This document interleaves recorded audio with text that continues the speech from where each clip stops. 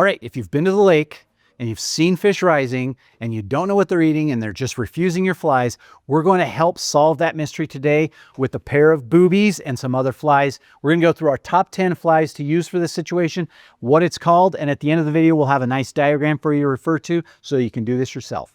That's a big brown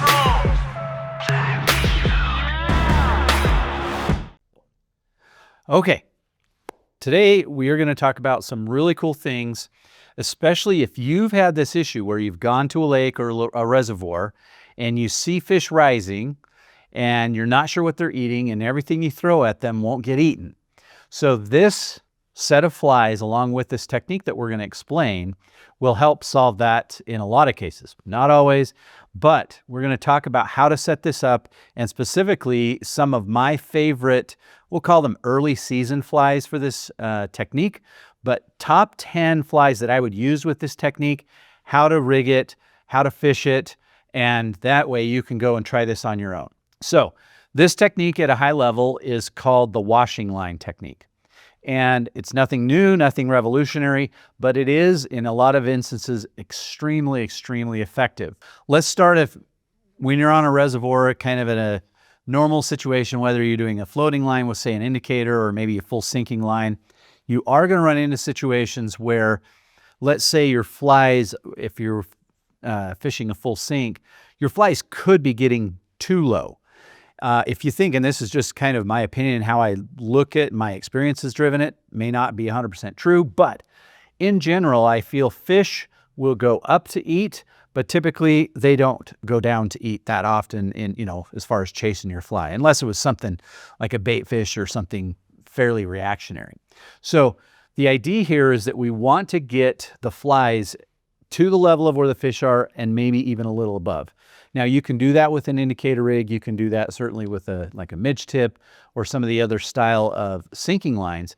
However, there's times, and you've probably seen this, where you're on a lake and you see what appears to be fish rising for who knows what. Well, in actuality, it could be that the fish are literally just coming up very close to the surface within a foot or a few inches and grabbing a chironomid pupa or even something like a caddis pupa or calabatus or escaping damsels, where their momentum carries them up above the surface of the water. So they're not necessarily eating on the surface, they are eating just beneath the surface. And so what you're seeing often could be that residual momentum of them breaking the surface. But it still is important to understand, how do you fish that? Now, if you were to say, just kind of for argument's sake, well, I could just use an indicator and drop my fly, 12 inches or shallower. But yes, if you could do that, but your indicator itself may be too close to that fly. It could spook the fish a little bit. And when we're talking sinking lines, you're already likely too deep. And even if you cast right out to the fish, if you cover a fish that's rising, you may get a couple of strips in before it's going to be too deep. But again, the presentation may not need to be, or it shouldn't be, super quick. So the floating line with an indicator and the sinking line is going to probably put you out of the zone.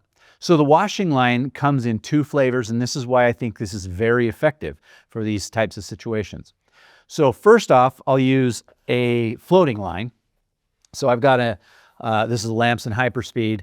This is a long head, so it's a heavy head, so it can turn over these big rigs, because we're going to fish these with typically 3 flies. So this is a floating line, and I'll throw up some diagrams at the end so you can kind of understand how this whole thing is rigged. But then I could also grab like a midge tip, and I could use this same technique. So by and large, most of the fishing that we're going to do with this washing line technique will consist of either a floating line and kind of the same leader setup that we'll explain, as well as a very slow sinking line, like a midge tip. And the reason I like the midge tip is I still like to have most of my line floating, and we'll talk about what the purpose of that here is in a second. So, but now let's get to the flies. And the way that I rig these flies is typically with a butt section of leader, and then 3 flies, either 2 to 5 feet apart, just depending on kind of where I'm fishing. But the key of the washing line is that we're going to use a buoyant fly on point. So when we say point, we mean the very furthest from your fly line. And the reason we want that to be buoyant is this kind of acts almost as a dry dropper setup, even though it's not technically a dry dropper. Well, it kind of is. But it's a way that you can use a floating fly and then you've got your floating line, and then your flies are kind of in this washing line in between them.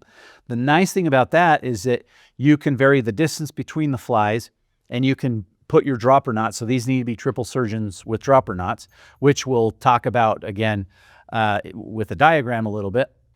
But the idea is that we are able to adjust the height or the depth that those flies are sinking in very slight adjustments. So if I did floating line, big booby, fly on the point, then smaller chironomids or calibatus, and we'll go over the patterns here in a sec, you can make them anywhere from 4 inches beneath the surface to, if you did switch to a midge tip, that midge tip's going to go down. So you could fish, anywhere from 5 to 6 feet or even deeper if you wanted. All that kind of defeats the purpose of distance from the surface. So one of the things is you see a hatch progress, like a chironomid hatch, those bugs are working their way up the water column, and the fish typically follow them. And so you may find earlier in the day that indicator rig or that full sink is doing well because you're targeting the fish that are down deeper. Whereas as they grow, as they kind of climb in the water column, they are not going to be hitting the same flies at the same depths, even though they would maybe hit the same flies. So the idea here is we're just fine-tuning that, let's call it 2 to 3 feet of water that's right beneath the surface up into about an inch or two beneath the surface as well. So let's go through some of the flies that I'll use on this rig. So first off, you need a buoyant fly. Probably one of the more popular choices is a Boobie. And it typically doesn't really super matter that I found what color and style it is, although you will find days where maybe a brighter or a darker fly will work better. So that's why I recommend starting off with probably a bright one. This is a sunburst Boobie. And then I also like to have a more subdued one with a hot spot. This is a straggle string Boobie, and it has yellow eyes. We're going to list all these down below in the description so that you know exactly which ones to get. And again, these are more of a style. This is not the exact setup and certainly not an exhaustive list of all of the flies to use.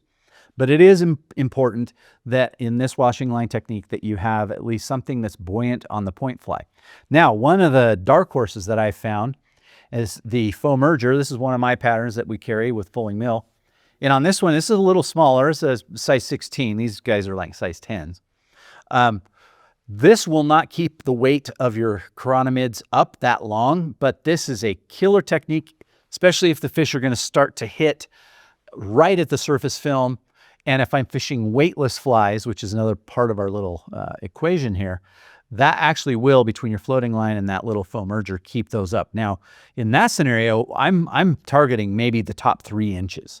So I've got one right in the surface film and then 2 unweighted chironomid patterns, or maybe an unweighted calibatus that's just going to be essentially less than the length of that tag. So what that does is that even if you have fish that are 2-3 feet down, they're going to see these bugs sitting kind of up at that zone, and they're not sitting there with their dorsal fins on the surface. They're kind of hanging out a little deeper. So this gives you the chance to have your flies set. They're not going to sink that much. They'll get down to that 3 or 4 inch depth, but then they're going to stay there because you're suspending them by floating line and a fly. So that's part of the secret sauce here. Now, for me, I tend to organize a lot of my flies. This is one of my Stillwater boxes. So I've got this foam here, which is a lot of weightless flies. And this, I can't make enough emphasis on this.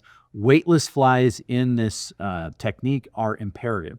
So what I typically do is I will have, like my Lance's chironomid Frenchie, I tie that in a bead and a non-bead version. And so I'll have some of those, more of the DL box, unweighted stuff, unweighted chironomids, and then I'll have bloodworms and more weighted stuff with my other rigs.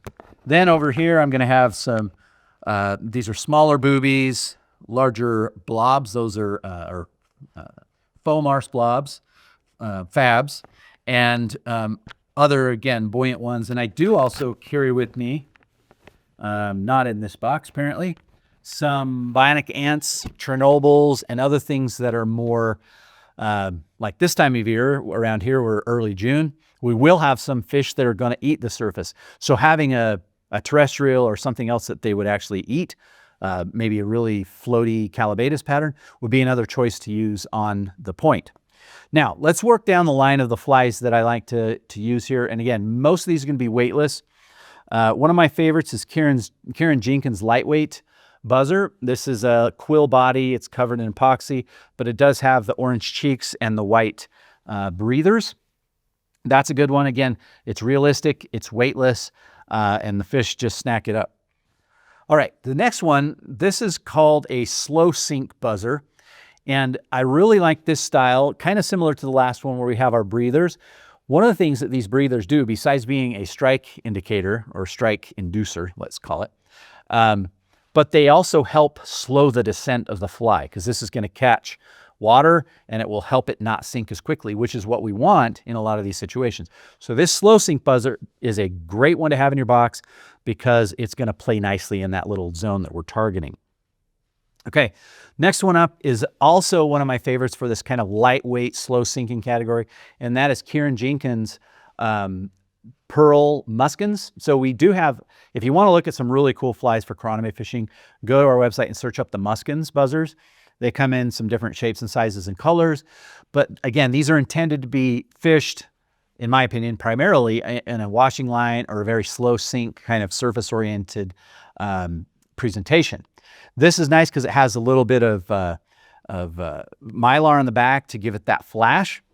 And so it's a great one that close to the surface. So as, if you may know or already know, chironomids, as they emerge, in order to get out of their exoskeleton, there are some gases that are discharged, and that creates that more chrome or kind of sparkly look to them. And that's why you see things like a chromie or any other, like my oil slick buzzer is another good one for that, where it just imitates that phase. Okay, now another one in this kind of lightweight category, which I like, and this is a McPhail's Redneck Buzzer. And this one is good because it's just plain and simple. It will sink a little quicker. So I'll typically put this one on the top dropper if I want one of them to get down a little bit further. But it's very imitative of these chironomids. If you were to take samples, a lot of the chironomids you see are going to look exactly like this. In fact, most of these are very representative of what the fish are eating during a chironomid hatch. Now, I would say, while most of these are going to be chironomid patterns, we're going to focus on a couple that could be construed as something else. So the first one is just a Dialbach. And a lot of these, especially Dialbach, are from the UK.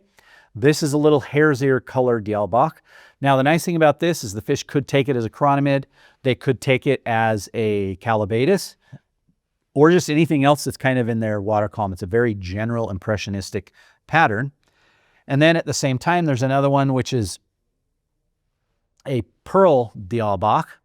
And this one, I like to fish a little higher in the water column. They're most likely going to take this for a chironomid, I would guess, because it's got some chrome in there. But it also has some soft tackle, so it gives a little bit of movement. Again, the fish are going to key on these things, and we're just trying to imitate either chironomids or calabatus or any of those other things that are kind of in that top area of the water column during a hatch. Okay, last but not least, and the reason I've not included any other beadhead patterns is that beadheads typically kind of defeat the purpose of this whole setup.